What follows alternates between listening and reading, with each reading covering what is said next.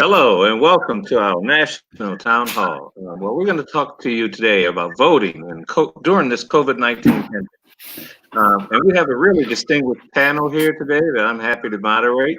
My name is Jeff Thomas. I'm the publisher and editor of Think 504, which is the largest African-American owned website in the state of Louisiana.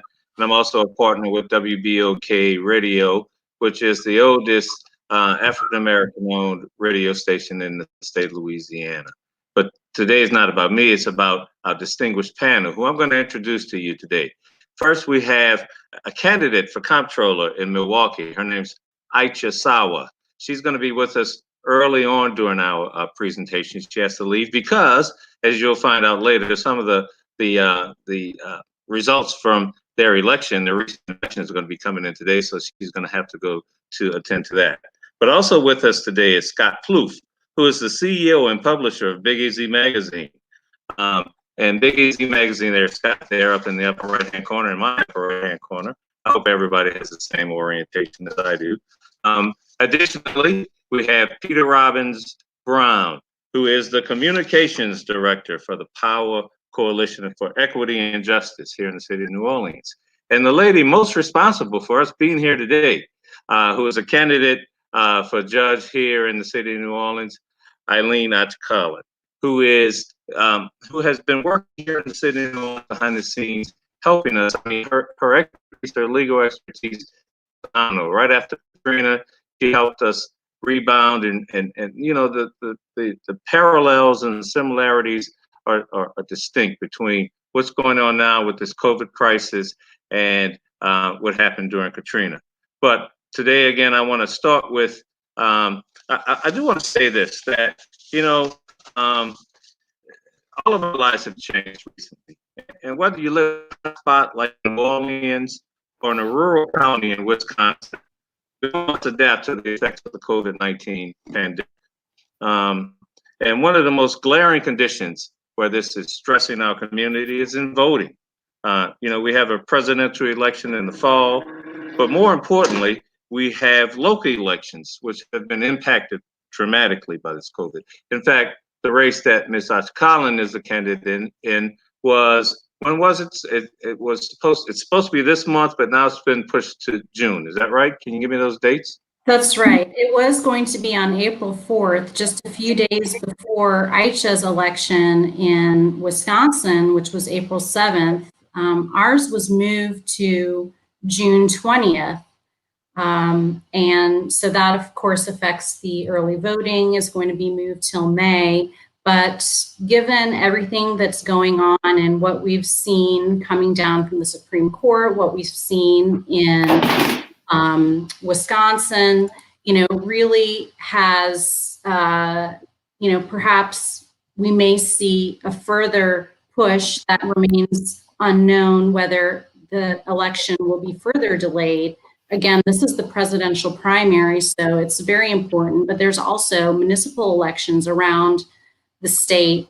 And that's why this topic was so important for me to get things together, not only for my own election, but for democracy in general. I'm a former member of the Orleans Parish Democratic Executive Committee, and so and I recently resigned to run for judge. So I've been very involved in these issues, voter registration, and it's just very important that people have the opportunity to vote and vote safely. Louisiana is one of the only, you know, a handful of remaining states that does not allow voting by mail by right.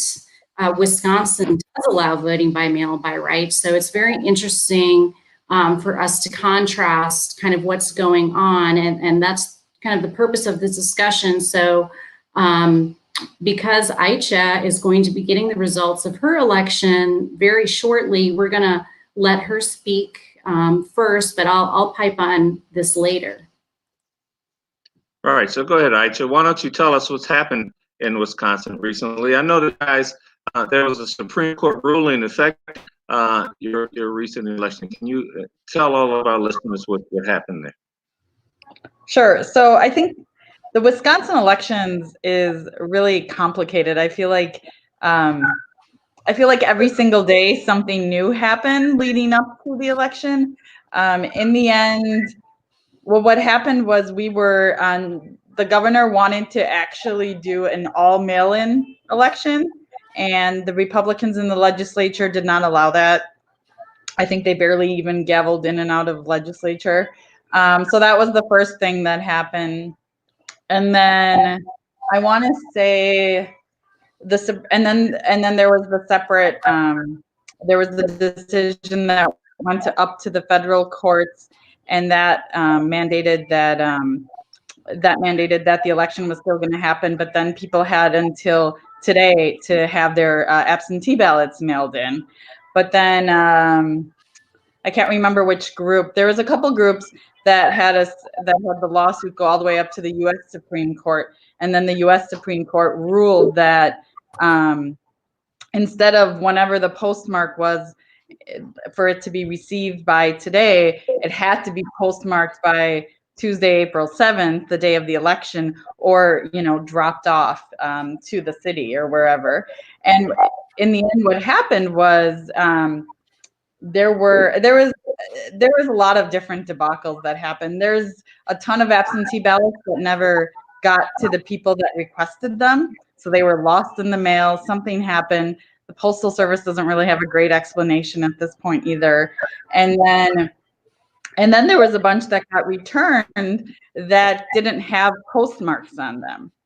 And the Wisconsin Elections Commission had emergency meetings last Friday, and the Election Commission, I think the structure of the Election Commission changed when the Republicans were in power in the state, along with the Republican governor last term. So what happened was the Election Commission has an even number of commissioners, which doesn't really make a lot of sense. So they deadlocked 3-3 over the postmark issue. So really now, and then they let the cities make a decision. And just until this morning, there was a decision on if ballots received Wednesday the 8th, Thursday the 9th could be counted, because there was 390 ballots in the city of Milwaukee that had this issue. So all in all, there's all these different issues with some ballots being counted, some not being counted, a bunch of people that couldn't get their ballots because of some postal issue. But, some of these citizens are, maybe high risk, and they didn't even want to go we had drive-up voting, early voting. They didn't want to go to any of the sites to vote the day of. So I think there was a lot of disenfranchised voters. And the picture you see now is actually over by my house. This is Riverside High School. So what happened was the city of Milwaukee is 600,000 people, and it normally has 180 polling locations. And because of poll workers backing out due to the pandemic, we went down from 180 to 5. I mean, that's kind of unheard of. And can you say that again about your polling locations? The city of Milwaukee, under normal circumstances, has 180 polling locations, and they went down to 5. Wow. So let me ask you about this postmark issue, and maybe Peter, you can chime in a little bit about this too. My understanding is that the Supreme Court ruling mandates that all mail-in ballots be postmarked. Now, unfortunately, sometimes the post office doesn't even postmark some mail. If it's metered, for example, they don't postmark it. So how did you guys deal with it in Wisconsin? And then Peter, maybe you can talk about some legislation that we have upcoming here in Louisiana. Yeah, so what happened was the meeting that the Wisconsin Election Commission had on Friday had to do with that, and what they deadlocked on was even ballots that came in on Wednesday, April 8th. They deadlocked. They were saying, well, okay, these ballots have to have been sent out before or on Tuesday, April 7th, because we all know as regular residents that the fastest mail has ever come is maybe overnight. Usually it doesn't come day of. So there has to be, it had to be postmarked that day or the day before. And it's not the voter's responsibility to make sure something was postmarked. I mean, I don't even know that an average citizen really knows that. I mean, I don't even, we all hear about it, but I mean, how much do you really pay attention or quite 100% understand what that is? But I mean, in reality, if you send something out on Tuesday and you get it on Wednesday, or it's received on Wednesday, it must have either been sent out on Monday or Tuesday. So that's what the Wisconsin Election Commission deadlocked on. It was 3-3, and then they let individual, I think, city commissions kind of make that rule. And so actually they met yesterday on Zoom in 2 p.m. on Easter Sunday. And then actually the meeting got hacked through Zoom. So that was a whole different debacle. And then today they had it at 11 a.m. this morning. And so they voted 2-1 to count the city's ballots day by day. So there was 390 ballots that were where the postmark either wasn't legible or here. What? So that's in Milwaukee, that the local. It was just the city of Milwaukee, not the entire state. Yeah. But I mean, there's a couple different levels of problems, right? I mean, there's the polling location issue. There's the polling location issue. There's the absentee ballots that people never received that they requested.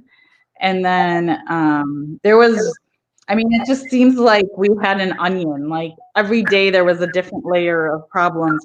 And with all these court rulings as well, I think people got really confused because anytime something happened with the governor or a court ruling, right, the second it comes out, because we live in this digital age, all of a sudden it comes out, people post it all over Facebook, they post it in all these groups, they announce it, and then 2 days later it changes again.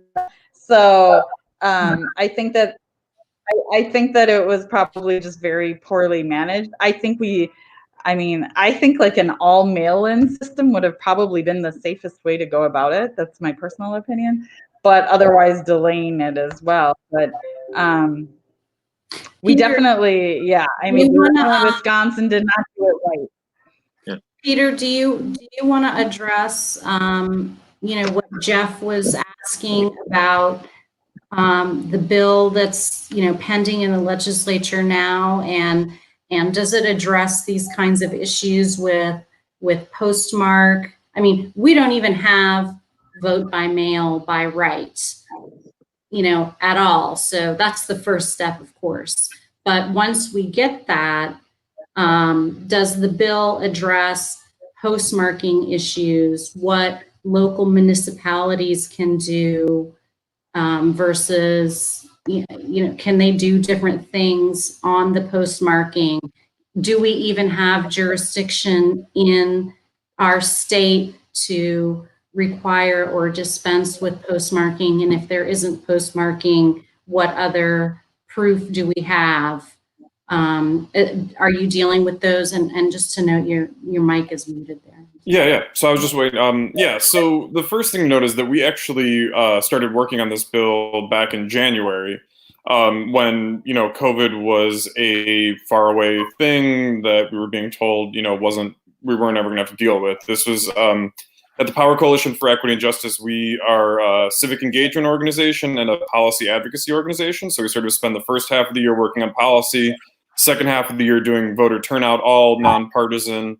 And then, so a lot of times, consequently, our policy work is voting and election related. So this is actually one of 5 voting and election related bills we were working on. It was something where we just thought, hey, how do we make, how do we improve voting access, right? So we were thinking about all sorts of different ideas. This is a pretty clear one. Louisiana has what's called, you have to have an excuse to vote by mail. So be over 65, be a military, a member of the military, college student. There's a whole bunch of different things. We just thought, let's just make it no excuse. And frankly, when we were putting this bill together, a lot of the issues that we're talking about right now just weren't on the radar. We looked at the postmarking issue where you do have to have a postmark by the day before the election for it to count. But it really wasn't something we were super worried about at that time. Certainly something we're more worried about now, and something that, you know, we can still rewrite bills, although who knows when the legislature will actually, when or if the legislature will actually come into session to deal with anything other than the necessary budgeting issues that they have to deal with. So hopefully we will get this bill heard. It will probably be in a special session, which will take place later this summer or maybe even into the fall. So really, in the meantime, we're going to be relying on the governor probably to issue some sort of an executive order, and that's, you know, I mean, that's opens up a whole other can of worms, because then, you know, an executive order is already, I don't know if breaking the rules is the right way, but saying, you know, sort of outside of the normal process, right? And when you start operating in that space, you never know what's going to happen or how it's going to happen. I do think that we're going to see some sort of expansion of vote by mail. We're in a better situation than Wisconsin was, just in that we had already delayed our election. We're not looking at this situation where they're trying to, you know, you've got sort of warring factions, you know, trying to sort of jam an election through in the, you know, right in the middle of this. In general, our governor, who is a Democrat, our Secretary of State, who is a Republican, have been working together pretty well on this stuff. And, you know, I think understand the public health threats. And so far, politics have not gotten in the way like they did in Wisconsin. Given that this is, you know, there's a meeting of the legislative committee that handles our election rules on Wednesday. It was announced on Friday. So, I mean, things are changing pretty rapidly right now. It's hard to know, like, I could say this is an issue today, and by Wednesday morning, it's not an issue, or something that I haven't thought of or we haven't looked at, it becomes an issue. So it's kind of we're chasing a moving target right now. Fortunately, we are in a better spot than Wisconsin. Thanks, Peter, for bringing up about the executive order, because that's part of the reason that this is important to me and why I wanted to put this panel together, so that we can learn from Wisconsin, from Aycha, like what happened there, because with our election in June, you know, that's just a couple months away. And so with this Supreme Court decision, you know, I'm a judicial candidate. I'm not rendering any legal opinions, but my initial read of it is, you know, part of the problem is the last minute dealing with changing deadlines. And so I was glad to see that the House announced that they are going to have a committee meeting. That is on Wednesday, April 14th. If we can scroll that information up about the House committee meeting, they are taking information by email. If the legislature is not going to be able to meet, then what we will need is an executive order. And if that means that we get an executive order from the governor to allow vote by mail, that anybody can request a vote by mail ballot, then we're going to need time to implement that, and we're going to need the funds to implement that. And being in a disaster situation, I can foresee that that be part of the compensation package, federal emergency package, to do that, to have a fair and safe election. Because in Louisiana, we don't want to see anybody risking their lives. I don't want to see anybody risking their lives to come vote for me. But the election I'm running for is actually very important. It's a judgeship that deals with evictions. And we're going to see a fallout from this pandemic that is going to greatly impact people and what's going to happen in their housing situations. And you're going to need an elected judge in the position to, you know, rule fairly and given the circumstances and deal with that. I'm the only candidate that worked in the court during Katrina, so I have emergency management experience. In fact, when this started, I immediately contacted elected officials and said, we need to put a moratorium on evictions. That happened several days later. I'm sure I'm not the only one that was thinking of it, but it was very important. That aside, if we need to even extend the election date, that is again going to have to be an executive order working with the Secretary of State. I hope they're both listening. I invited people from the governor's team, the Secretary of State's team, state legislature's team to come speak here. I intend to submit comments to the legislature because it's really not just about my election, it's the presidential primary. There are municipal elections around the state. And I'll turn it back over to you, Jeff. Yeah, so I tell you, the biggest pushback that nationally we hear about changing to vote by mail is fraud. There have been all kinds of claims about how this is going to bring fraudulent votes into the election, but the statistics seem to not bear that out. Scott, can you talk about that a little bit about how does fraud impact vote by mail? Is vote by mail impacted by fraud? I don't believe it is, and I think the bigger issue here is this is a way for Republicans to purge voting rolls. You saw this claim in Georgia, in the Georgia election with Stacey Abrams and the current governor Kemp. We see this argument a lot across, in many different states and many different elections that, some require reliable information in order to detect, throw, some ballots out. And I think that's just a way to disenfranchise voters. That's my opinion. I don't see a lot of fraud with absentee voting. But I also wanted to talk about, the elephant in the room here is this is really with Republicans, and I hate to get partisan on this, but the truth is the truth. This is about voter suppression. 5 days ago, you heard President Trump say that if we extend vote by mail and facilitate that process, that would be a nightmare for Republicans because, the point is they don't want to facilitate and, make this process easier for people to vote because they know that when more people are able to vote, Democrats usually win. So I really feel like that's the major thing here. And if you look at this, I actually saw what Michael Steele, the former chairman of the Republican National Committee, was saying the other day. If you look at this nationally across different states, in Republican states, they're not throwing a big fit about extending their deadlines and having more mail-in ballots and increasing that capacity. This is really being done more so in purple states, I would say, like Wisconsin is a swing state. They have a Democratic governor and a Republican supermajorities.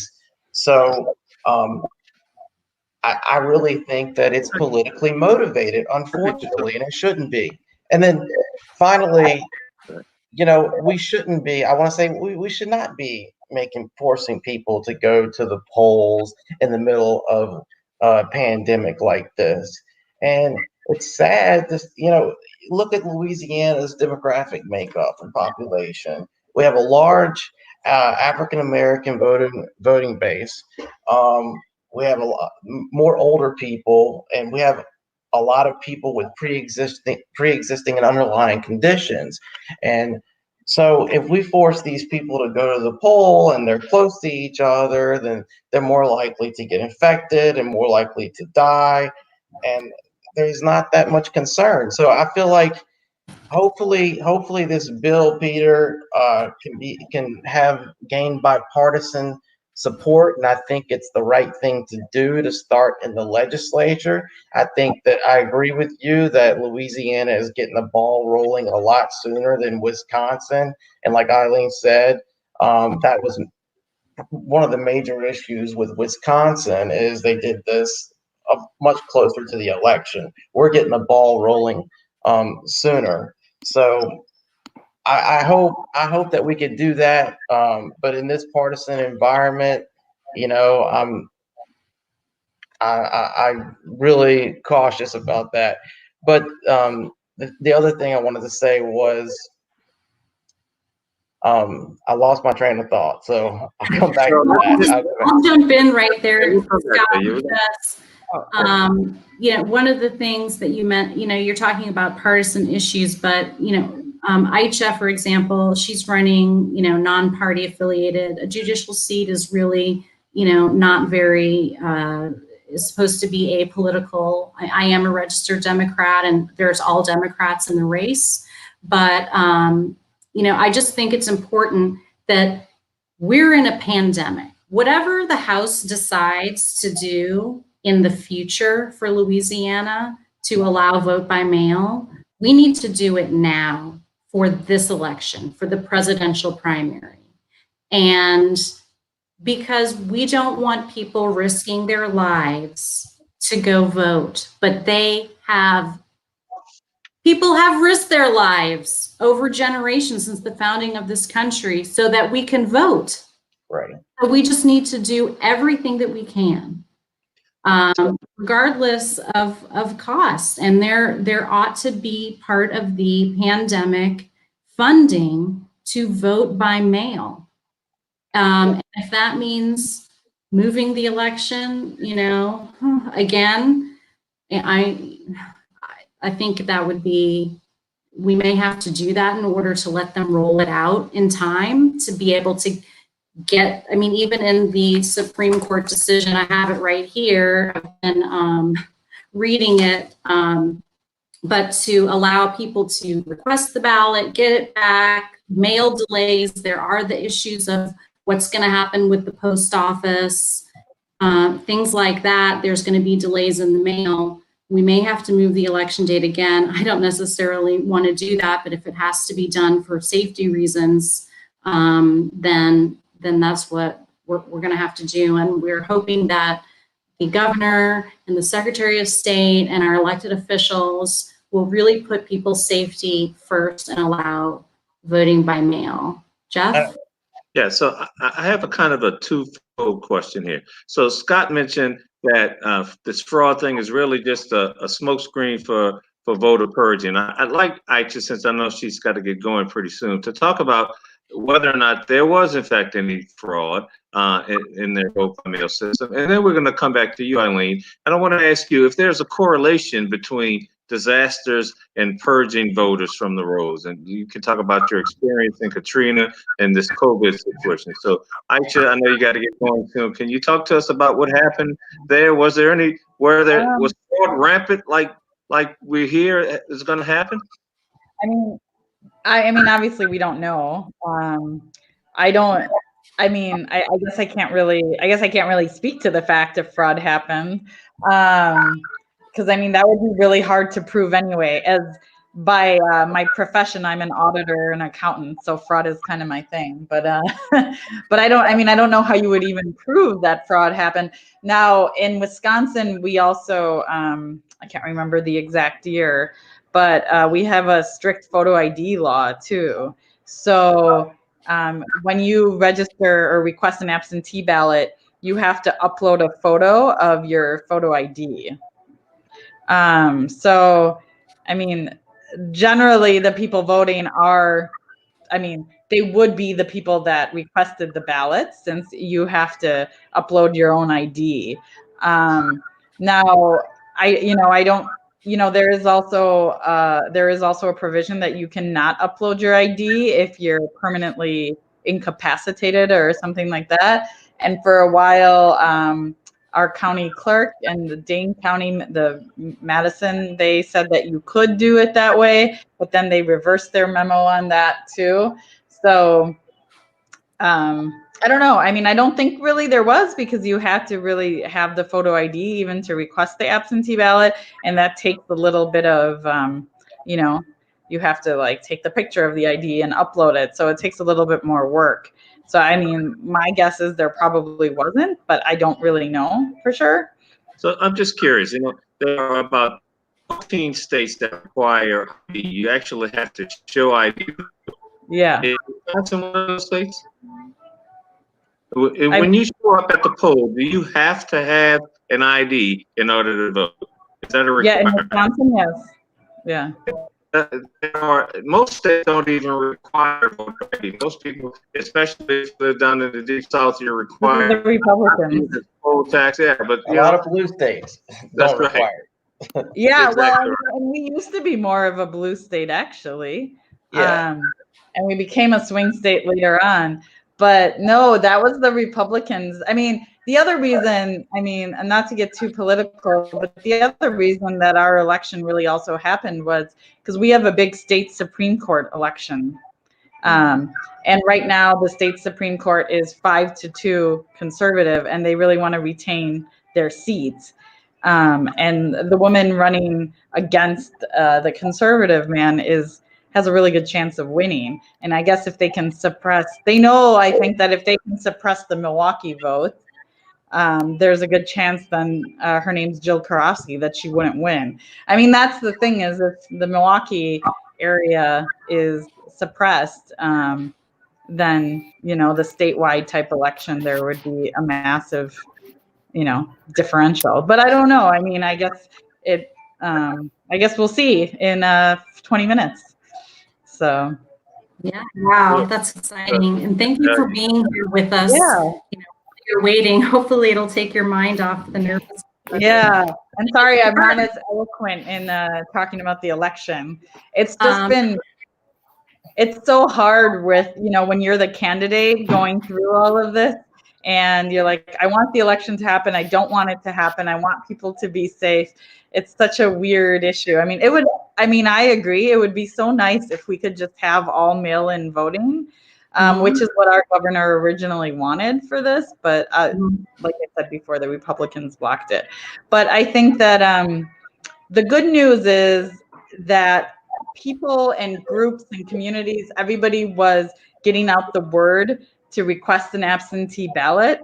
So, I mean, our election commission has it posted on the website. There's, 96,000 absentee ballots that were requested, which is a lot. So I think we're going to have that, part of a public service campaign to request absentee ballots. But as far as, fraud and purging in Louisiana, I mean, I think the Brennan Center for Justice released a report that there was, statewide 55,000 names removed from the rolls. But we've been making some strides in Louisiana to improve our voter participation. There was the change in the law regarding, former felons who are able to register vote that was pushed by organizations like Vote. Peter probably would be more eloquent to talk about, the fraud and voter purging issues. But I would say that there's always the chance of some level of fraud, but when you have someone is registering to vote they have to provide an ID to vote, which is what you have to do in Louisiana.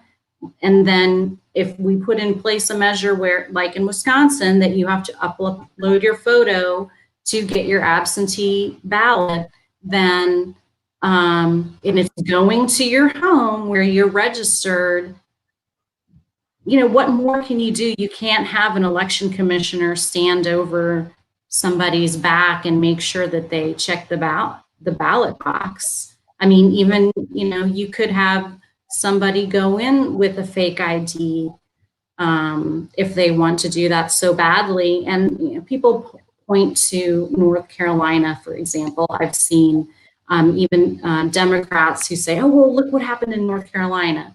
Well, that was, a concerted effort by a candidate to go out and strong arm people and, go to their homes and take their ballots and fill out for them. And that was proven. I mean, as far as I know. Peter, you want to jump in on that? Yeah, so we kind of covered a range of issues on this. One important thing to note is, so at the Power Coalition, 99% of our outreach is to Black and Brown communities. So when we think about increasing voting access, we really think about vote by mail within that context, which is why we always say that vote by mail is not the magic bullet. It's been shown that in Black and brown communities, voting by mail is not really actually a huge option that significantly expands access, which is why we always talk about it as just one piece of a much larger effort. You know, so for instance, we wouldn't want to go to an only vote by mail system, right? It's just like one piece. We'd like to see early voting expanded. You know, we'd like to see automatic voter registration. Like, there's a lot of different things that would, both in this immediate situation with COVID, and then just long term, that we can do to improve voting turnout and access. We saw a big jump in voter turnout this past year in our gubernatorial election. There was over 50% voter turnout for the runoff in November.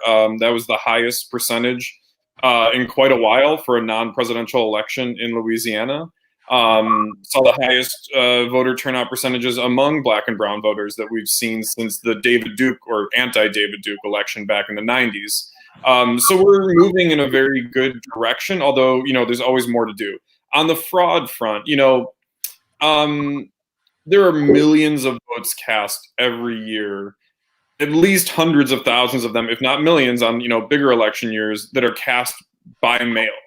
There is essentially no evidence of fraud. You can find, you know, some little, you know, there's the North Carolina issue. I mean, if you go back, you know, decades, certainly before we had a, you know, a modern election system, you can find stuff that happens. But you look at that one example really in North Carolina, and they got caught, and, you know, that was, you know, dealt with. No system is 100% perfect for anything, right? To talk about like, oh, there was this one example of voter fraud by using vote by mail, and so we shouldn't do it anywhere ever. You know, that's kind of like, you know, I tried this one ice cream flavor one time and I didn't like it, so we should just never have ice cream. You know, you can always find an exception to the rule. So it's, you know, it is an argument. It's not a surprise that we see the states that don't really have no excuse vote by mail are primarily in the Southeast. They're primarily states that have a long history of, you know, voter suppression, particularly voter suppression for Black and brown communities. You know, there are entrenched interests here that are different than other parts of the country. Not that they don't have similarities to other parts of the country, but they're more entrenched and more deeply entrenched down here than they are in other places that want to, you know, make it harder for people to vote. But when you hear of voter fraud or vote harvesting or, you know, any of these kinds of arguments, they really don't carry water. It's you know, it's mainly a straw man argument. There's not a lot of evidence to back it up. That's right. You know what? There are 5 states that primarily vote by mail. Did you guys know that? Utah, yeah. Colorado, Hawaii, Washington, and Oregon. They primarily have their elections by vote by mail. There's this group called News 21, which created a database which from 2000 to 2012, they looked at fraud over that time. There were literally billions of votes cast. Do you want to know how many cases of fraud they found out of billions of cases, of billions of votes cast? 491. So this is really a non-issue. And I agree with Scott earlier that this is just an attempt to water down the record and to try to do whatever they can, whatever Republicans, this is unfortunately, I am kind of partisan. This is Republicans want to, you know, do voter purging. But I want to get back to my original question to you, Aylin, which was, is there a correlation? Can you talk to us about a correlation between disasters and voter purge? Does something like that exist? Is it real, or is it just imagination? Well, I think the difference of what we saw in Katrina, people were displaced. I really don't know off the top of my head the election stats, but you know that if you were displaced to a different place like Houston, you could request a absentee ballot. But before I get into that, I think Aycha has to leave. And so I'd like to give her the opportunity to give us some closing words. And then if I could come back to that. Sorry, Aycha, I didn't realize it. No, I just wanted to say, I think this is such an important issue. And I feel like, at least now that this is my first time running, it's the first time I've really kind of been involved or, personally involved with it as much. But I just think the whole thing is kind of a terrible tragedy. And, everyone who wants to vote should be able to vote. So hopefully, for Wisconsin too, this is a lesson learned, because we had way too much partisan politics in this entire process, but it really shouldn't be like that, especially since most of these races were nonpartisan. But that's really all I wanted to say. So thanks for having me. And I really appreciate you coming and participating with us. It's been wonderful to meet you during this process. Aycha and I met through a group of Turkish American women running for office across the country, supporting each other.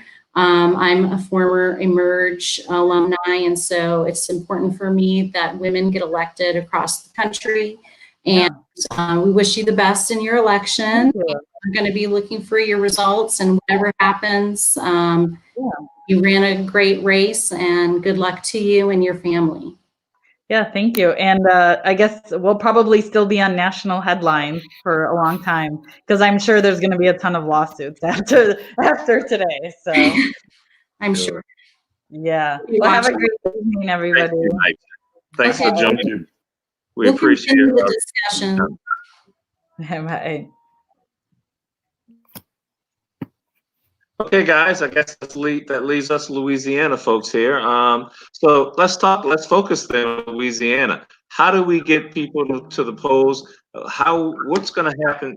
Peter, you seem to be really clued into the legislative process. Where do you see it going? Can you give us some predictions? What do you think is going to happen? Yeah, I mean, I think that we'll see some measures put in place for this upcoming June election, probably moving it back a little bit. There will be this meeting on Wednesday. I'm thinking that we'll see some expanded vote by mail, at least for this upcoming election, and some expanded early voting. Some of the stuff I'm hearing, which is definitely not 100% the word. The to be had is that it does look good in terms of what we'd like to see. So I think the longer road is sort of what do we think the chances are for this bill in terms of making this a permanent thing, making this go beyond just sort of an emergency issue. I think that the chances are they've gotten better. If we can get it in an emergency, we have a better chance of getting it in permanently. But when we filed this bill, started working on it back in January, filed it in February, we did not think the chances were going to be that great. We thought there was a chance, that it wasn't like a lost cause, certainly. But, I would say that this situation has made it more likely, and, if we can get it in temporarily, then we have a better chance of getting it in permanently. It's a difficult environment in the legislature. The legislature has been an incredibly conservative body for a while now. It got more conservative in the elections last year. The people who control a lot of votes, namely the Secretary of State and the Attorney General, had made it clear before this that they were against voting by mail. So there's a mountain to climb, but I think that we're looking good for this upcoming spring/summer election, depending on when the final date is set. How can technology help us to prevent fraud? I mean, things like people having multiple requests for ballots. How can we do things from a technological standpoint to prevent some of the concerns, which are legitimate. I mean, nobody wants anybody to vote twice. We only want one person, one man, one vote. How do we ensure that process happens? Well, one of the interesting things about it is that actually the lack of technology in vote by mail makes it a little bit limits the fraud. You have a paper record right now. When we go to vote in Louisiana, you punch the button on the machine. There is no paper record. So actually, in a way here, going back in time a little bit technology wise is kind of a good thing and does protect against fraud. That's one of the things. So that, and the bill that we've been working on, I kind of just keep referring to it as the bill, is in House Bill 419. It was written and sponsored by Mandy Landry, who's a state representative, brand new state representative out of New Orleans. Right. Can I jump in here for a second? Yeah, absolutely. I really want to thank Mandy Landry for introducing that bill, and it was very much foresight. Who knew we were going to have this pandemic to really set it up for this discussion. And it's unfortunate that the legislature had to cut short their first session due to this. But HB 419, that is her bill to allow vote by mail. Completely, supporting that, and thank her for doing that, and for you, Peter, for working on that. And do hope to see the executive order coming out Wednesday, or directions from the Secretary of State that is going to allow vote by mail due to this pandemic in the presidential primary and municipal elections that are currently being scheduled on June 20th, 2020, or whatever date they end up having to be held. So go back to you, Peter. Sorry about that.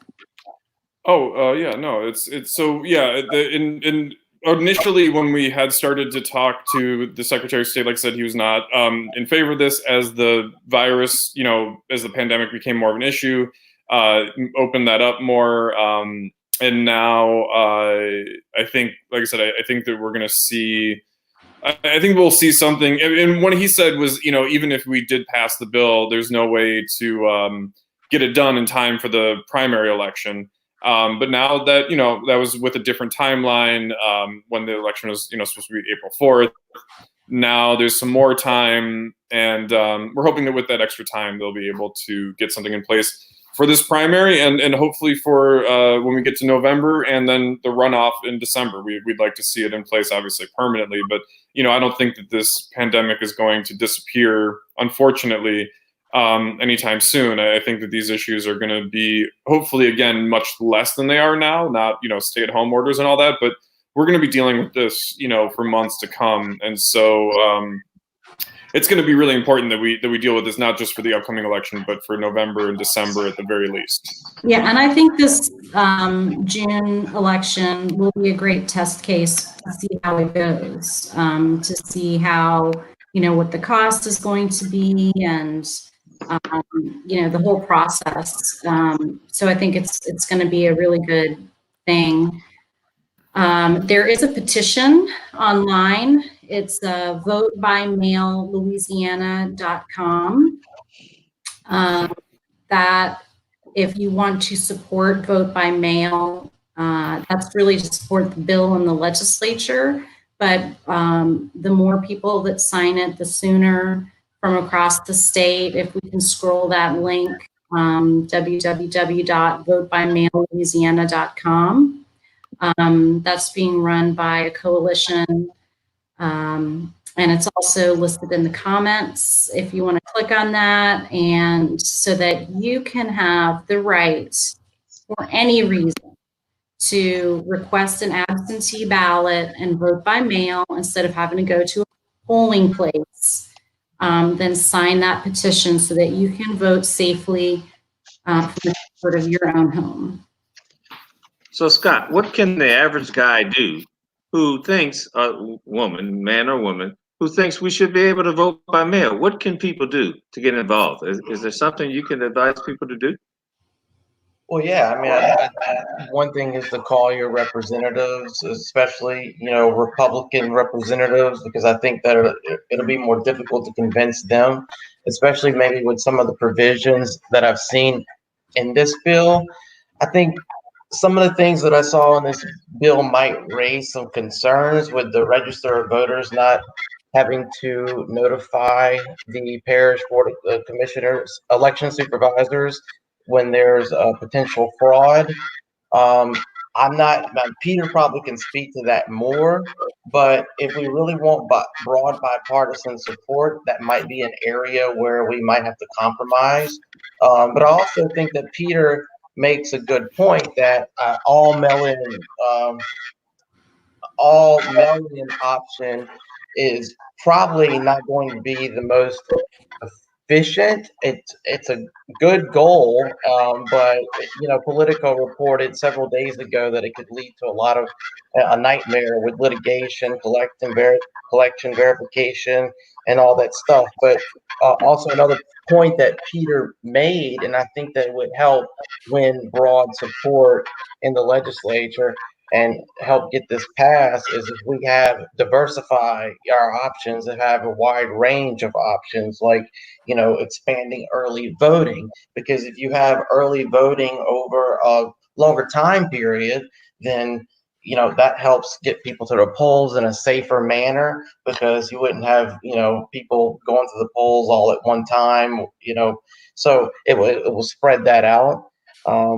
So that's my opinion, but um, just to speak to the constitutionality, what I believe about how I believe that the governor is in his right to issue an executive order to extend the deadline for mail-in voting, if we absolutely have to, because it's consistent with his current stay-at-home order right now under the state's emergency act.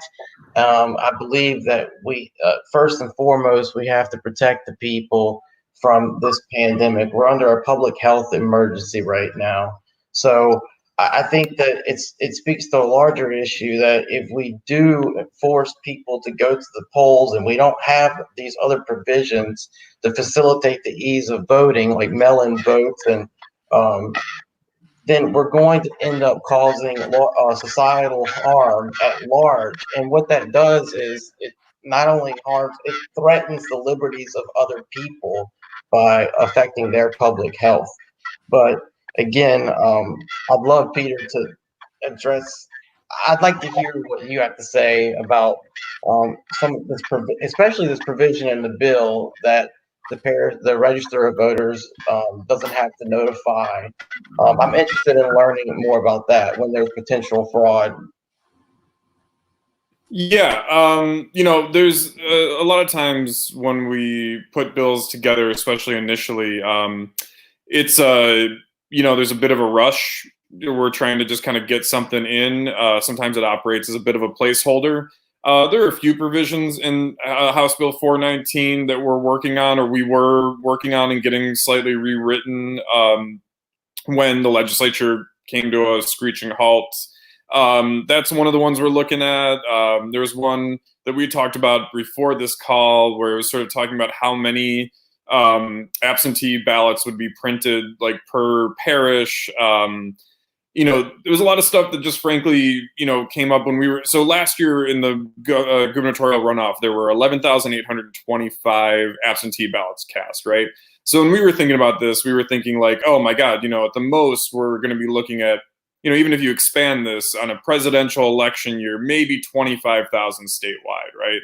Well, these things change. And unfortunately, without being in the legislature, without talking, being able to have the kind of normal, regular communication we'd be having with the folks who sort of handle the back end of this stuff, we haven't been able to make the changes that we need, with the speed that we might normally be able to, right? So I think there's a few issues in this bill that we would have had rewritten weeks ago if it hadn't been for this stoppage, to the point where right now we're just, what can we move? What can we do? And that's why I think we are really, when it comes to this immediate election and depending on the timing of the legislature coming back into sessions, special sessions, all that, even for November, we might be looking at really executive order being, and he definitely does have the power, with an executive order, the governor to make that decision. So I think it's one of these things where nobody, in any situation, let alone elections and voting, knows what's going on right now, right? It's so hard to predict what's going to happen tomorrow, let alone next week, next month, later this year. And I think that, when it comes, unfortunately, elections, you really want to have something solid. You want to know what to expect, more than with other parts of life. I mean, we always kind of want certainty in life, but you really need certainty around elections, and it's really hard to do that right now. And that's an unfortunate reality of the situation we're in. And I commend the Secretary of State and the governor for moving our election, because we may have seen the situation that Wisconsin saw, or even worse. I mean, people would not have been able to request absentee ballots and polls would have been closed. How could people have voted at all? So it was a difficult but commendable decision to move it to June. It doesn't make it any easier on candidates right now. It's a difficult time for anybody running for office, but we're here to perform a public service. And in the case of what I'm running for, which is judge of Orleans Parish First City Court, it's a small claims court, and it is the court that handles evictions. We're going to see a lot of very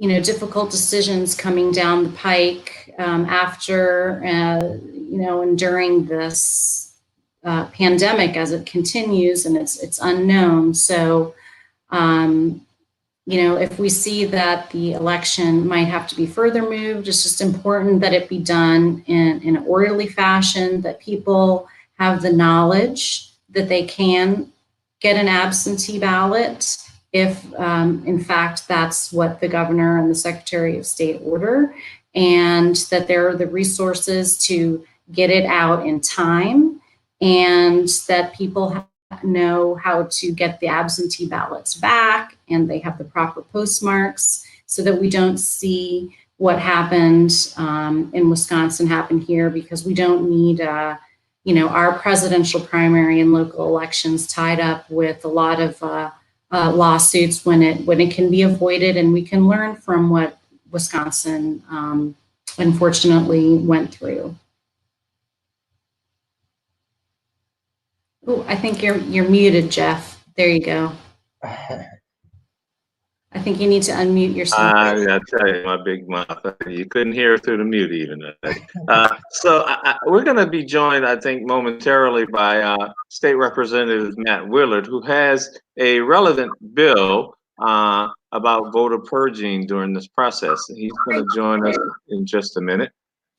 That's another one that we actually worked on with Matt that deals with voter list maintenance. We call it, right. Not voter purging. So why don't you talk to us about that before there? Hey, there he is. There he is, right there. Hey, Matt. Hey, everyone. How's it going? Can you hear me? All right, Representative Willard, thank you. Matt is fine. We're really happy to see you. Looking well. Likewise. You've got your COVID beard on. I do. Yeah. He does. In the club. His is in white, though. Yeah. How's everyone doing? Thank you. Thank you so much. I'm just going to mention that overhead light that in your room is like a little bit causing some backlighting. If you want to adjust your screen a little bit. I don't think there's much I can do here. Hold on. Yeah. Is that better? Yeah. If you just lean forward. Keep your head right there. Yeah. There you go. Want you to do your best. We're just. I put this panel together, kind of last week when we saw what was coming out of Wisconsin. Sure. we had Aycha Sawa on earlier. She's a candidate in Wisconsin for city comptroller. She had to jump off the line because her results are actually coming in right now. And so we heard from her in the first hour about what Wisconsin's experience was. I'm sure you've been following it in the news and what we can learn from it. And, Peter Robbins Brown from Power Coalition is on, Scott Ploof and Jeff Thomas. Jeff moderating. I guess I'm kind of moderating too. But we're so happy that you called in because we really want to hear what you have to say about voting by mail, the upcoming June election, and how's that looking. We know that there's a House committee meeting, government affairs, on Wednesday. I'm not sure if you're on that, but go ahead. We'll turn it over to you. Okay. Yeah, so there is a joint governmental affairs meeting on Wednesday to discuss the upcoming elections in Louisiana. We know that the April 4th election date was pushed to June. This joint meeting is in conjunction with the Secretary of State's office, and they're going to be evaluating whether that June date is feasible. I've heard that they're looking at pushing it back another month to July. They're also going to be discussing voting by mail and potentially expanding who's eligible to vote by mail in Louisiana. I think if nothing else, this global pandemic has taught us that we need better voting procedures in place. We shouldn't have people making the decision to put their health and safety and that of their families in jeopardy just to go exercise their democratic right to go vote and stand in a line to go vote. So I'm of the mindset that voting by mail should be increased substantially across the country. Right now, even before all of this took place, Representative Mandy Landry from New Orleans filed the bill. That's going to do a number of things. It's a pretty long bill. I think she's working with Peter and the Power Coalition on that bill as well. One of the things that it would do is to get rid of all the requirements that you have to meet in order to get a mail-in ballot. So that would be huge. I just finished up a call, which is why I was late, with some students at Dillard University who are trying to champion this cause and push for more, mail-in voting. And there's other campuses around the state that are championing this issue. Some students at LSU are doing the exact same thing. I know another thing that her bill, it's HB 419. Another thing that it's doing is increasing the number of mail-in ballots that each parish gets from 10% of their elected voting population to 15%. So I think, HB 419 is a great start.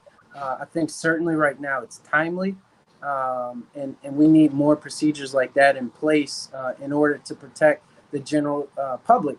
And what was actually very interesting on the call with these Dillard students, they asked me if anyone's been discussing a way to vote online. And I said, you know what? That's why you guys have to stay involved. That's why you have to stay involved, because I haven't heard of any efforts to push voting toward online measures. But I think that would be very effective and efficient, and it would expand the pool of voters, which I think should be everyone's priority, a concern, given that is one of our rights in the United States of America. Matt, can I ask you, do you know if the legislature is going to be able to go back into session anytime soon? And if not, are you working with other state representatives to ask the governor for an executive order on the vote by mail and, whatever other changes need to be made, including the election date, to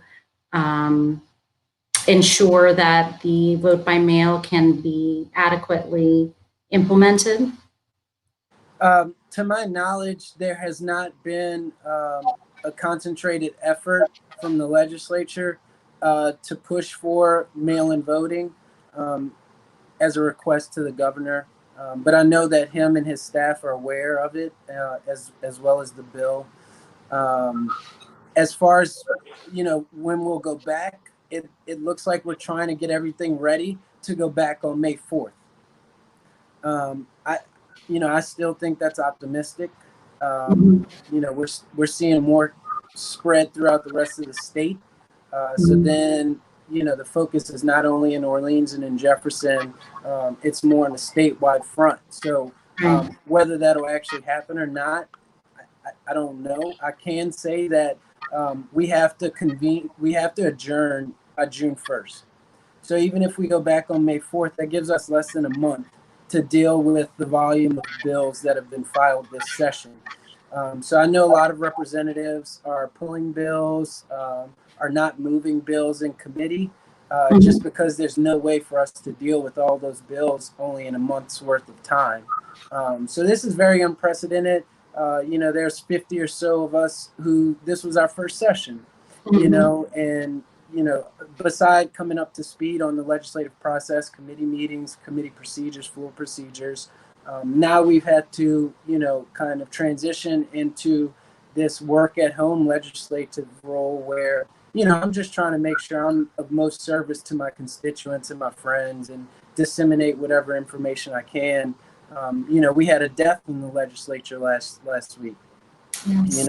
Representative Reggie Bagala from Lafourche Parish passed away. And then, I found out over the weekend that his 30-year-old daughter contracted coronavirus, and she has some comorbidities, so she's at risk. How is Representative James? He's great. Ted's doing a lot better. He's still not 100% last I spoke with him, but he's doing a lot better. And he's very influential, a leader in the legislature, especially in the Democratic caucus.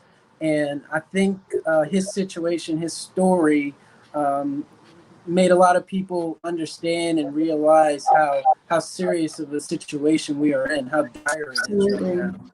Yeah. Well, and I do see that some other states on the East Coast, Virginia, Maryland, have extended their stay-at-home orders until June 10th. So we just really don't know. I think there's still a lot of unknowns. And, I thank you and, the other state reps for everything that you're doing. Even I'm sure there's a lot of work behind the scenes and phone calls that you're making to try and make things happen to save lives. So thank you for that. Yeah, I think we have to use this opportunity to push a lot of these issues that we've been trying to get progress on for a number of years because they've been highlighted. You see in Louisiana, we have about 70% of all deaths from coronavirus occurring in the African-American community. Why is that occurring? I applaud Governor John Bell Edwards for putting together this task force or starting the process to put together a task force to look into this. But, I already know a lot of the reasons why. We have a lack of healthcare options, especially in our rural communities, poverty. We have low wages. We don't have paid sick leave in the state of Louisiana. So there are a lot of issues at play here. Let's talk about food deserts, right? And it's cheaper to get a 12-pack of soda than it is to get a case of water. It's cheaper to go through the drive-thru and buy fast food than it is to buy organic vegetables. So these are some of the issues that we know are contributing to that, on top of the low wages that our workers receive. I saw a report from NOLA.com today saying I think 1 in 8 of RTA workers have tested positive for coronavirus. Unacceptable. And when you put somebody in that precarious situation to whether they either have to go to work to provide a living or stay home and protect themselves and their families, at the risk of losing their job, that is a situation that nobody should be placed in. So we have a lot of work to do. Yeah, let me ask you about evictions. As you know, I'm running for first city court judge, and one of the first things that I advocated for when this crisis started was to put a pause on the evictions. That the judges did come together and vote to do that. They're set to expire on May 4th. And I anticipate that we're going to see, we already had a high rate of evictions. We're going to see even more evictions.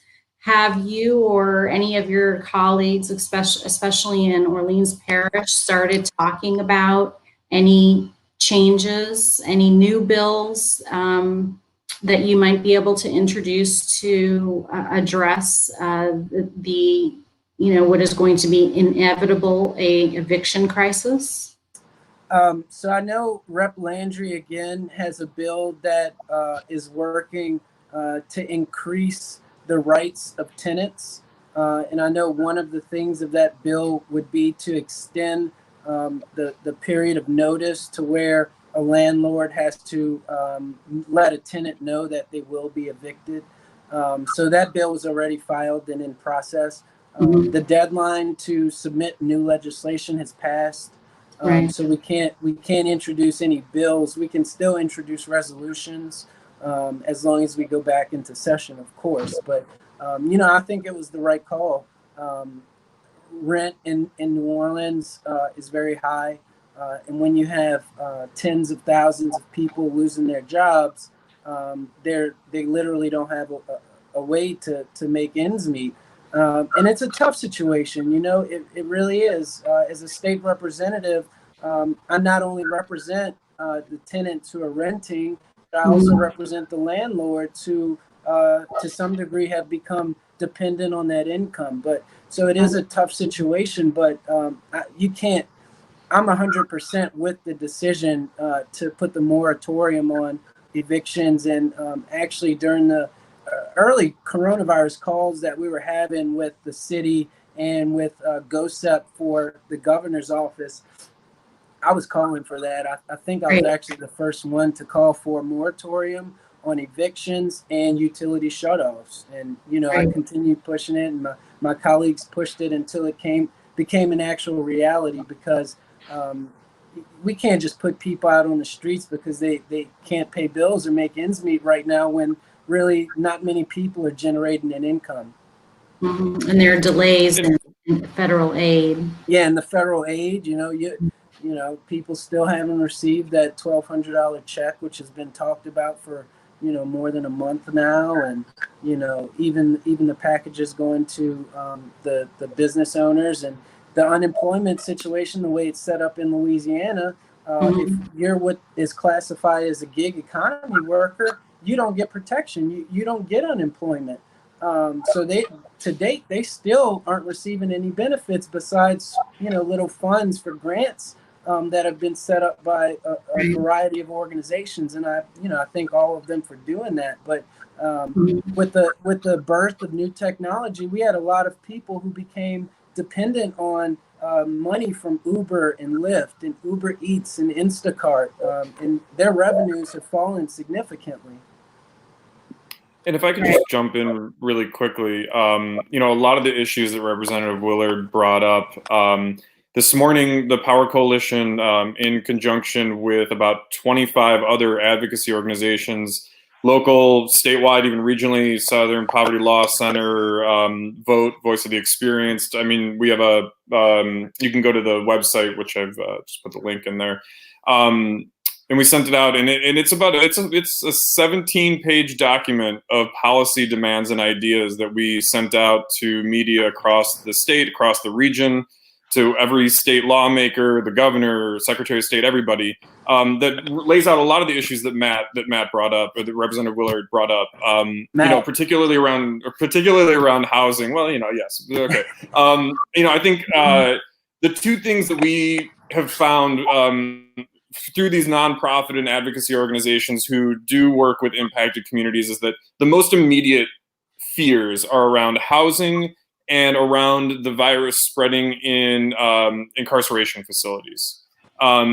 So, housing, it's pretty obvious, right? And it is important to note that it's not just renters; it is landlords, right? That we, a lot of landlords do, they rely on, it's not like every landlord owns 50 different, properties and is just some sort of, horrible, slumlord, right? I mean, most of them own 1 or 2 properties, and it's an important part of their income.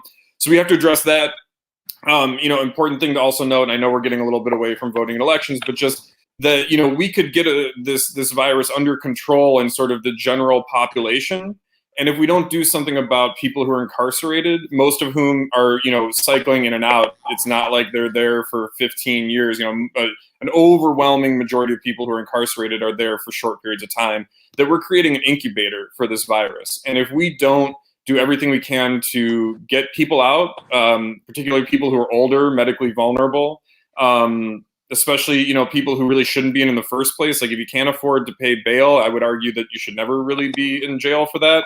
But, especially in a time like this, criminal fines and fees, another major issue we have in this state. And so we're just, we can't be creating this incubator. Now we, in this document, talk about paid leave. We talk about voting in elections. We talk about the state budget. If you look at what happened in 2008, sorry, I know I'm going off a little bit, but, the last time we had a financial collapse, the federal government did not make states whole.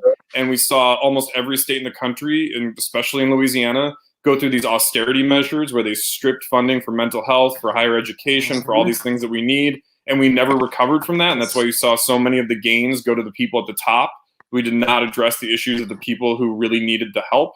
And so this document that we put together, again, in conjunction with dozens of advocacy organizations, is meant to address how do we have a people-centered, ground-up response and recovery effort here. And we're hoping that legislators, Matt is I'm not too worried about him being on board, but we've got a lot of other people we're going to need to convince to look at this and use this as a roadmap to a truly equitable recovery, where we're dealing with issues, in particular the racial and economic inequities that we've seen in this state since it was founded. That we see, I could have run through the list, 4 weeks ago, and this has just made those things all the more apparent. I'm happy that the governor's done a task force, but like Matt said, we don't need a task force. We know what's going on. We know that having the lowest minimum wage in the country, no paid leave, these are the things that create comorbidities. To that end, sorry, to that I know end, we went off. I think you're right, Peter. But to that end, I think it's really important that people vote and be allowed to vote. I think President will have some legislation about that going forward. You want to talk about that? Yeah, thank you, Mr. Jeffrey. And Peter, you're absolutely right. The spread of COVID-19 in our prisons is a huge concern. And I did send a letter to the governor asking for certain populations of our prisons to be, released in some capacity. The best thing that we can do to change policy is to exercise our right to vote. And I firmly believe that we should enable the most people as possible with that potential, that actuality to vote. We know that throughout the United States of America, we have a problem with voter purging. It was, certainly highlighted in the gubernatorial race in Georgia. We have issues with it all throughout the country. So I filed HB 576. I'm working with Peter and the Power Coalition on that. We're calling it a voter maintenance bill. It does a few things. One of the things that it does is it extends the period to where a voter can be considered inactive. Now, after that inactive period transpires, that voter is purged from the rolls. They're put off the voting rolls. They cannot go vote. So what this bill is doing is it's extending that period of inactivity where they still can vote from 2 federal primary elections to 4. So it's doubling the time frame of inactivity for a voter to actually go vote and come back into good standing.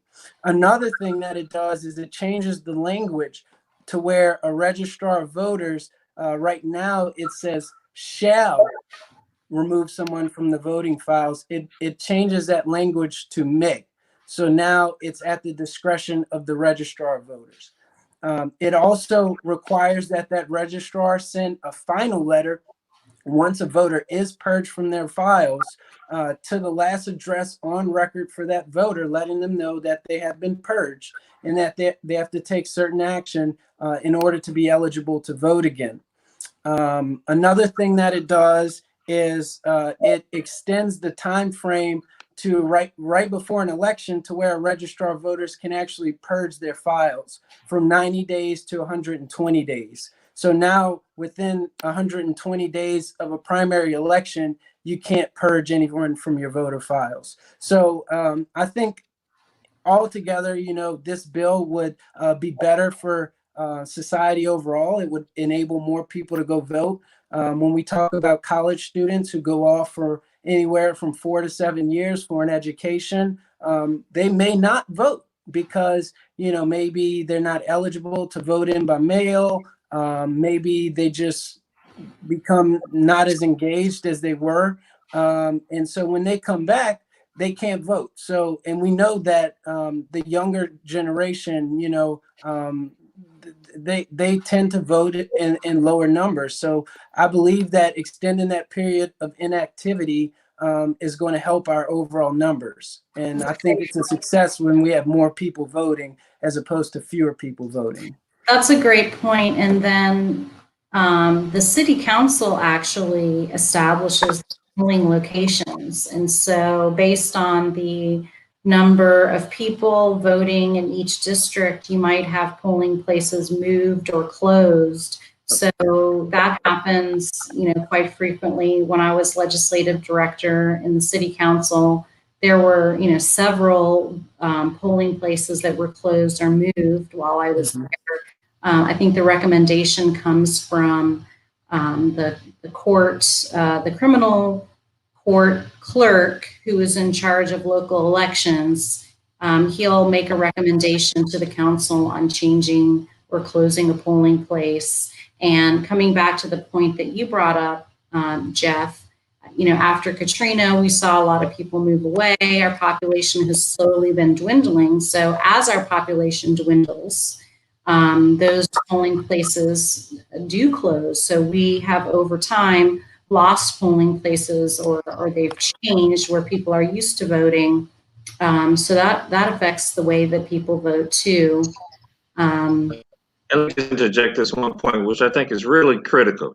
There was once a time when you could virtually walk to your polling place. They were neighborhood centered.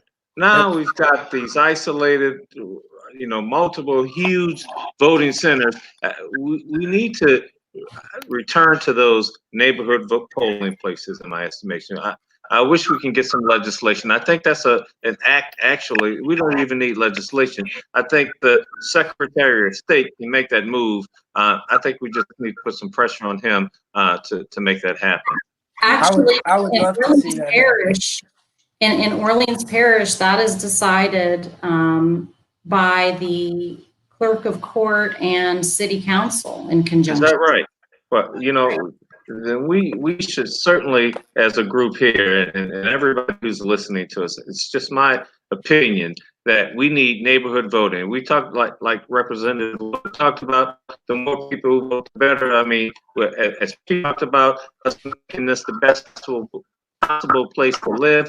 If we're going to do those things, people need to be engaged, and they're going to be engaged if they can walk down the polling booth that's conveniently located, not some isolated, centralized location where hundreds of people, hundreds of polling places. Well, I'm exaggerating a tad, but maybe 10 or 20 precincts are housed in one location. We need to make it as convenient as possible, and certainly if we can't vote by mail, it needs to be convenient enough to be able to get there. If people don't have cars, they need to be able to walk to the polling places. So whatever we can do to that end, I think is important. That's my 2 cents. To Jeff's. Oh, sorry. Go ahead, Scott. Oh, I was just gonna say I absolutely agree with Jeff, and I'm glad you made that point. I mean, look what happened in Wisconsin, in Wisconsin's biggest city of Milwaukee. They had 180 polling Right. locations. It reduced down to 5. Guess where those polling locations were transitioned to? Less urban centers and more rural areas, which made it easier for some to vote over others. So I agree with you wholeheartedly. The point that I've been wanting to make also is that we have to.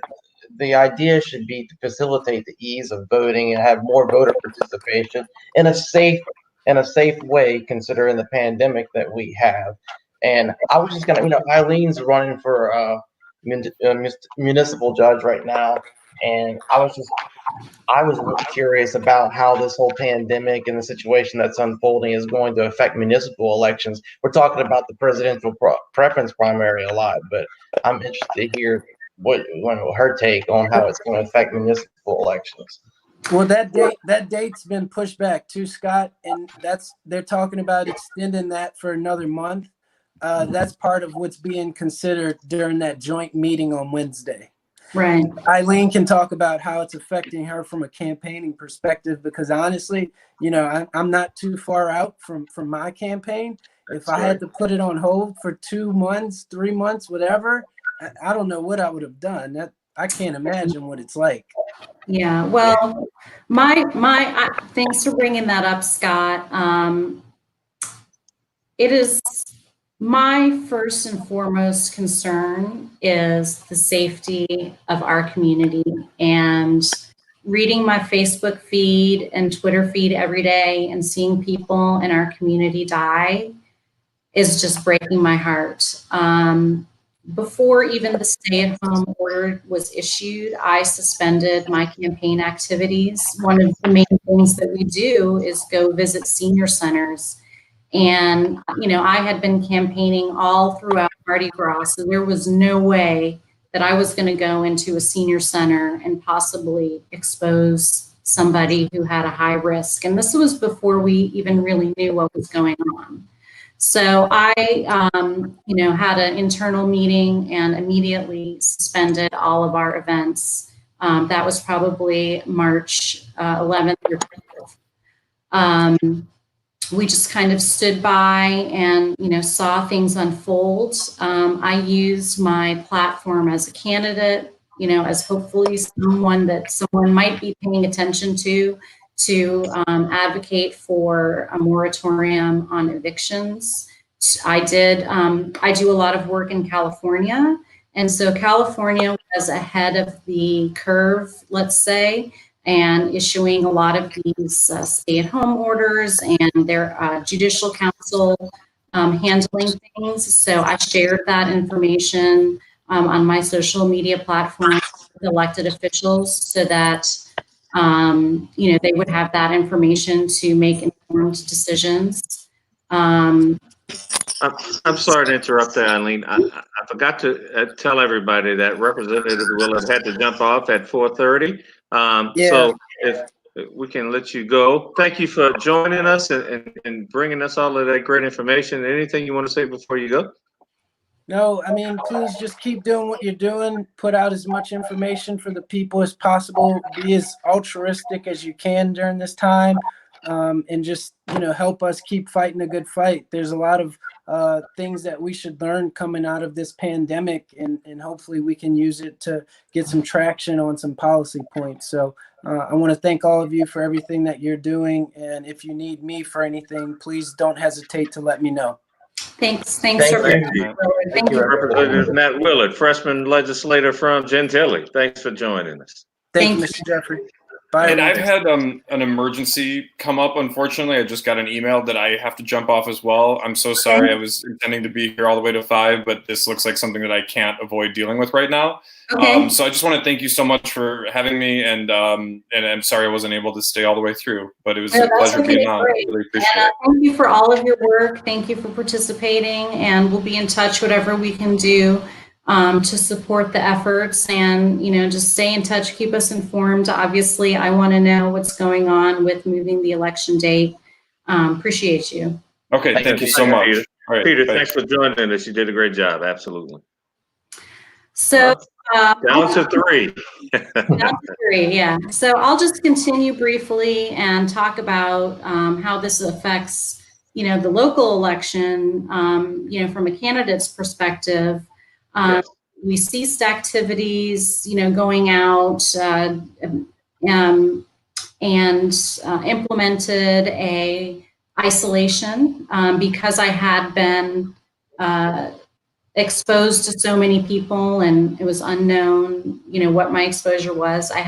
I'm the only candidate with school-age children. So I've also had the pleasure of dealing with homeschooling as well as a full-time job and working and dealing with the pandemic. So, it's been a challenge for sure, obviously, with people going through so much financially.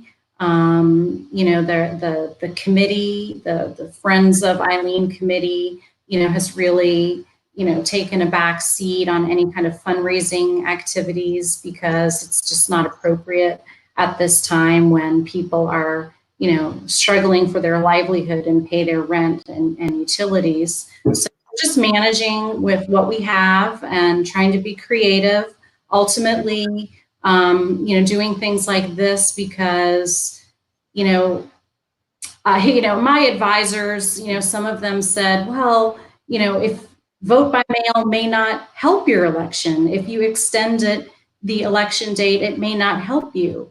Well, that's not necessarily at the end of the day my goal because I'm a public servant and my goal is that people are able to vote and vote safely. And that's what we should all strive for as candidates. I do have the advantage of having name recognition because I ran before.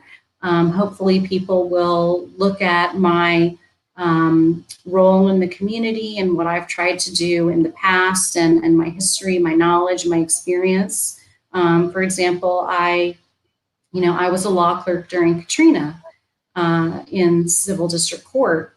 We had to temporarily relocate to Gonzales. We didn't have access to files. We didn't have online filing. So while my own home flooded near Broadmoor, I founded my neighborhood organization. That was at a time where, we were fighting to rebuild neighborhoods. They were going to make us into parks. So I was fighting for my neighborhood to rebuild, was trying to fight for the court to rebuild. We had judgments under advisement. One of the judgments that we had under advisement was the Gordon Plaza Agriculture Street landfill case that had just gone to trial. So I spent my time in between Gonzales and New Orleans doing legal research in the Louisiana Supreme Court, trying to get in touch with attorneys and drafting the Agriculture Street landfill decision.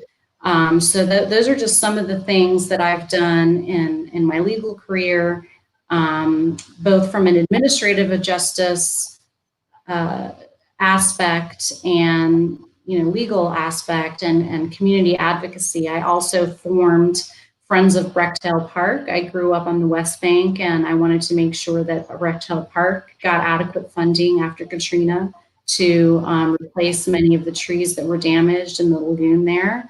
I worked with the Brechtel family to do that. And I also formed, the Marleyville Neighborhood Organization. So, when you look at the impact on this election, it's really kind of unknown. I think everybody is just trying to do the best that they can to serve the community the best that they can. This is actually a very important judicial seat because it is the evictions court and small claims court. Payday loans are going to be collected in this court. So to have somebody who knows how to manage a disaster, have somebody that knows the law, that knows the community, grew up here, I think is an advantage that I have, but we just don't know how voting by mail or extending the election date, how that's going to affect things. So we're just kind of going day by day and doing what we can. Let me ask you a little bit more about your seat. Does it not also handle civil claims below $20,000. Is that right? So for you, you're the kind of judge that most people are going to see. The average guy in his or her life is going to run into a judge like you. So why is it important that you be somebody that people can relate to, and you be relatable to people's lives and lifestyles? Right. It's the jurisdictional limit is 25,000 and they're non-jury trials. So I'm going to be the judge. I'm going to be deciding. And I think it's important to have me in that seat, and why I'm running, because not only have I been a lawyer, I have been a plaintiff's lawyer mainly, but I've also worked in public policy and done a lot of constituent services. So when I worked on the city council, I was legislative director, I wrote the laws, but I also did a lot of constituent service. So I am very much used to dealing with the public. Most of the litigants that come into First City Court are not going to have a lawyer. They don't know the law. So Right. we need to make sure that they're given a due process. And it's hard to have due process when you don't even know the law.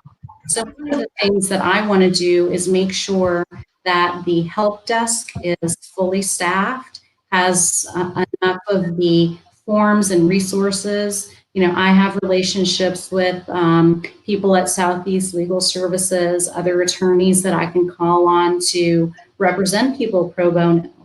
And really, I have a community mediation background. I did a 40-hour training with New York Peace Institute and Community Mediation Services. So that's non-legal mediation, but what it does is it gives me the skills to really listen and be able to ask the questions to determine the facts, because not unrepresented litigants may not understand what facts are important, but I can ask them and give them the opportunity to present their evidence. And ultimately, you know, I want people to get a fair decision and due process where they have the opportunity to be heard and have respect during that process. A lot of complaints that I hear along the process, along the campaign trail is, you know, when people feel like a judge, you know, kind of talks down to them. I may have a law degree, and, you know, I worked hard for that law degree and what I do, but I'm also a mom. I'm also, you know, a community advocate. So I'm interested in searching for the truth and being fair and being a public servant. And that's why I've decided to run. That's great. Scott, can you tell us a little bit about Big Easy Magazine? What do you guys do? And so for those people who just aren't familiar with it, I know I am, but a lot of people may not be. Right? Sure, Jeff. So Big Easy Magazine was formed a couple of years ago after speaking with a few consultants, because we felt like New Orleans is a progressive city and it needed more of a progressive voice. So our motto is unapologetically progressive, uniquely New Orleans. We brand ourselves as an online home for progressive New Orleans. We cover issues such as race, criminal justice reform, marijuana legalization, LGBTQ issues, healthcare and educational inequities in New Orleans. But we also cover progressive lifestyle and progressive culture, and we often highlight businesses, nonprofits, and other communities that others in the community that do progressive things. So that's really what we're about, and we've been reporting a lot lately on the coronavirus, a mixture of op-eds, opinions, but also factual reporting. And we're going to continue to monitor the situation, and provide up-to-date information about this serious pandemic, and especially how it relates to the elections right now. But we have a really good team, and I want to say that we have some really great writers who work hard, and I appreciate their efforts. I appreciate everything they do, and I appreciate the audience we have and our readers, because they help keep us afloat, and our advertisers. You can't forget those guys, right? And so Right. they can find you online at bigeasymagazine.com. Is that right? That's right. BigEasyMagazine.com. We're an online publication right now. And then you can subscribe to our newsletters by going to the site. So yeah, I encourage everyone, if you haven't, to take a look at the issues that we report and cover. We're definitely unique. We're a very unique publication, and we have a niche, that we speak to a lot of issues that other publications don't get to cover. I heard Aylin mention she's done work for Gordon Plaza. That's a topic that we've covered pretty extensively in our publication. So we cover the environment, climate change, a host of issues with video and written reports. So tell us how a progressive magazine can help people get involved in the political process. What can you do? Do you have links online about the issues? Do you have articles about upcoming elections? Do you have articles about candidates? Do you do candidate forums? Do you interview candidates before elections? Well, we've done a candidate forum before, especially with the first congressional district, when Steve Scalise was running against Tammy Savoy and Jim Francis and Belden Batiste. So we hosted that candidate forum. So we definitely. I said, wait. Nobody's gonna know who you're talking about if you say Belden Batiste. Everybody knows him as what? Noonie Man, right? That's right. That's right. Noonie Man. He was there. He had some very interesting things to say. So, yeah, we do. We have. If you go to the site, you can find a range of issues under our categories. We do talk about progressive candidates. And remember, we are unapologetically progressive, uniquely New Orleans, but the reporting does not change. Our reporting is strictly factual, fact-based reporting. That's a lot of things where people get confused. Is they're like, oh, so you have a progressive bias? Maybe in our editorial views, like in our opinions and the op-eds and the things we cover LGBTQ issues, often things that are not covered in mainstream publications, racial disparities. It's covered a little bit from here to there, but we make sure that we highlight and focus on those issues more, but we use objective data and information to support our journalism. So Aylin, in the last, we have about 12 minutes left. Can you tell people about your candidacy? You've talked a lot about it today, but why are you the best candidate in this race? And I know this is why is it important in your mind that we do progressive stuff like having vote by mail, that we make the elections as accessible to people as possible. Talk about some of the issues in yourself, please. Well, I'm Aylin Acikalin, and I organized this panel because it's very important to me that everybody have the right to vote and vote safely. Having seen what happened in Wisconsin, that there was a real disaster on voting, I wanted to make sure that in Louisiana we have safe vote by mail if possible, which is executive order would be required. I'm from New Orleans. I went to Ben Franklin High School. I went to George Washington undergrad. I studied international affairs and graduated cum laude. And then Tulane Law School. I've worked in the Pentagon. I've worked for United States Senator Mary Landrieu.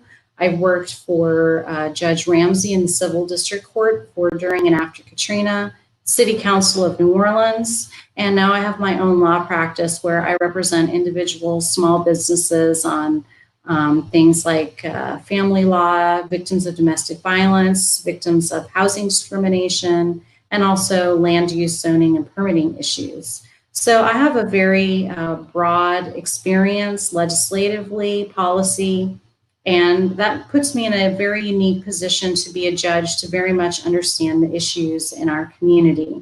I'm also a mother of two. I'm the only mother in the race with school-aged children.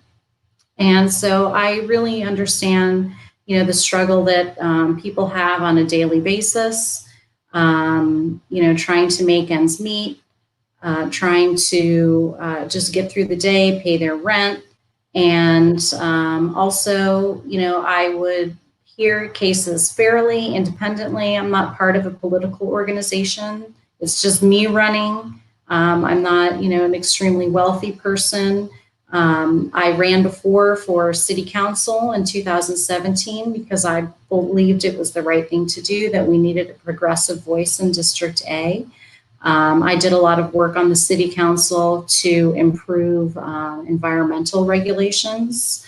I tried to put in place, I helped pass the living wage ordinance and, equal pay committee, things like that. And so I, when this seat came open, unfortunately, Judge Angelique Reed passed away. She is a very well-loved judge in the community. It's going to be, very difficult to fill her shoes, but being a judge is more than just ruling on cases. It's being a leader in our community, somebody who cares. I believe in mentorship. I have a young man mentoring in my campaign, an intern from a junior at St. Augustine High School. I intend to continue mentoring as a lawyer and a judge in chambers, and have people from each council district come through and learn how the court process works.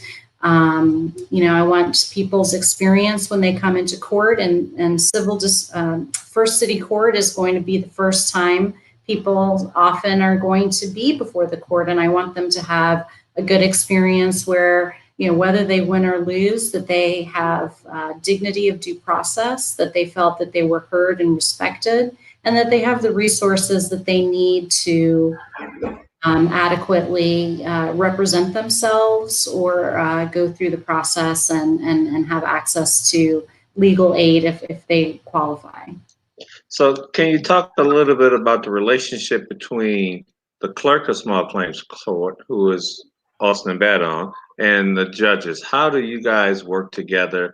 How would you work with the clerk to make sure the docket is efficient and effective and people's days get their day in court? How do you do that? How would you do that? Well, the clerk's office, I know Austin Badon from, we were colleagues on Orleans Parish Democratic Executive. I have a committee, I have great respect for him. They handle the, pleadings coming in, the filing fees. The court is funded through filing fees. The individual judges manage their own docket. It's important for me to have a, very well-managed docket and use technology. As you can see, we set up this live streaming and, with everything that's going on, we're going to have to use technology more and more because the court can't just come to a complete stop forever. Like I mentioned, I do work in California remotely, and there they have telephonic and video conference appearance opportunities. I think that's something that we can implement. It would be a great pilot project to do in First City Court that, perhaps the civil district court judges would be able to implement as well. I'm very tech savvy. I, like to be on the forefront of that. So that is definitely a skill that I can bring to the table. And, I'm interested in working hard. I, wake up and, I, work hard for my family. I work hard for constituents. Anybody who knew me when I worked in the city council knew that I always had my phone on. They could call me night and day if they had a problem. You can't have ex parte communications with the judge, but, it's something that I'm accessible and a hard worker, and I'm going to keep the docket moving because, delays in court cost people money, especially in the civil cases. As far as the evictions, people need an opportunity to be heard and present their evidence and make sure that all the proper procedures were followed before they are evicted. Sure. So let's talk a little bit more. We have about 5 minutes left, and I want to give you maybe a couple of minutes just to summarize. But you said something that piqued my interest, and that is how technology can improve the court, and how you might be a test case, even maybe, pardon the pun, for how the court can broaden its reach. How the court can make it itself more accessible to the public. How might that work? Suppose I'm an elderly person, but I have a smartphone at home and I can't get to the court. Is it possible, are you saying, for me to testify in court through my phone? Is that a possibility, or am I just too Jetsony and too far advanced? Tell me. Well, I would like to explore that option. I think that it could be possible. You know, as a judge, my job is to determine the credibility of a witness. And, you know, that can be done over a video conference, as long as the individuals have the technology to do it. You know, I don't see it as a barrier.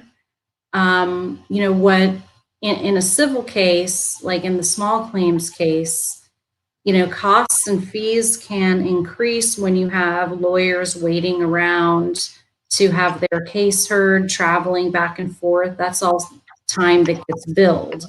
So if people are able to appear, you know, especially if they're represented by counsel, if they're able to appear by video for discovery conferences, pretrial conferences, and they don't have to travel to the courthouse, that can save clients a lot of money. As far as, you know, individual witnesses that are not represented, it might be a little bit more challenging, but I think on a case-by-case basis is something that we can look into. And the regular rules of civil procedure don't apply for city court. So your judge is really setting the rules of civil procedure, your timelines, your pretrial conferences, your pretrial deadlines, things like that. So, I mean, I have a lot of experience from across the country in practicing law in federal and state court. And so I've seen what works, and what works to move cases along is when you have a judge that's going to actively manage a case. Otherwise, it can just sit there and languish, and people don't get a decision. Well, I want to thank you for today. I mean, you know, you went to a lot of effort to put together a distinguished panel, people from across the country. I mean, you brought in, you know, a state representative. I mean, we talked about all kinds of stuff, from fraud to new legislation to technology in the court. And I want to thank you, because it's your vision and your hard work that made this happen. And it's because of that work ethic that I think you'll be, you know, a great judge. And so before we go, like I said, we got a couple of minutes. This is your last goodbye. Why should people vote for you?